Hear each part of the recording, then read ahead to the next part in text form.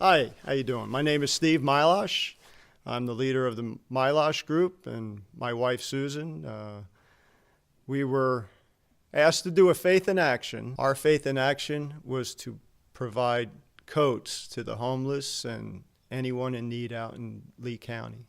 We came to the pastor, and he asked all of you to donate, and you did that with with such an overwhelming response. It set us all kind of speechless.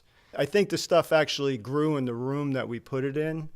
I had a truckload, and I have a spare room at the house, and we put it in there, and it just seemed to grow and grow, and that's not lying about that.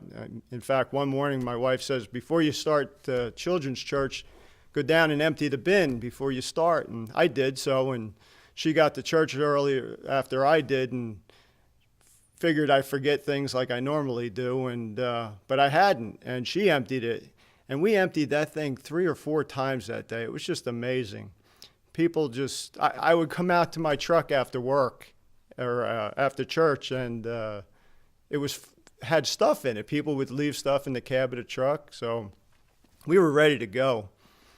So my group and I and my wife, we picked a day, and we went out, and we started at the men's homeless shelter. And come to find it, unfortunately, the day we chose was a warm day, so there wasn't really anybody there, and we were kind of like wondering what to do. So we left a lot of the stuff there. They made a promise that as there was a need, there would be people to distribute to the men as they came in. So we left several bags of clothes there, coats.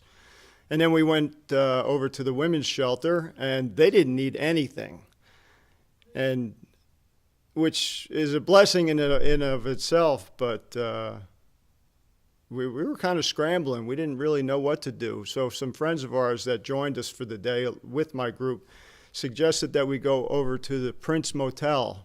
And we went there and asked the clerk if we could set up in their parking lot and maybe find some need there.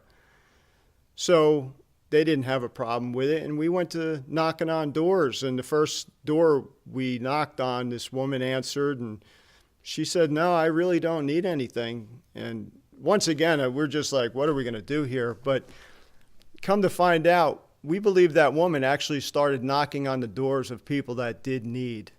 And all of a sudden, we had a parking lot full of people that were just in need. And there was one family in particular that really comes to mind, and it's where I think all of us got a blessing. I mean, this is faith in action. It's good to do things for others, but we get the blessing whether you know it or not. Being good stewards of God. And during this whole time, we decided as a group, we wanted to serve chicken soup. So we were feeding as well. And just the humbleness of most of the people that came there, they were just so happy to get soup and get a meal, something warm, and just some nice clothes. So, and then the day just proceeded. We wanted to continue. It was still early on the day. We still had a lot of stuff left. And we went to Depot Park, which we didn't see anybody there, but my wife saw a man walking the streets, and she just felt a need to reach out to him. So we filled up a bowl of soup for him and drove up to him. And he kind of looked at me funny, and I said, "Sir, would you like a cup of soup?" And the gratitude in his eyes, it was like, it was something he really needed, and he was just so thankful to get that cup of soup. You know, when you get that calling in your heart, in the back of your head saying, to do something, everybody calls it your conscience or that little voice in your head. That's God. That's the voice you got to listen to, and you got to move on it. So, do it. If you get that voice, do it. It's a calling, and it's something you need to do.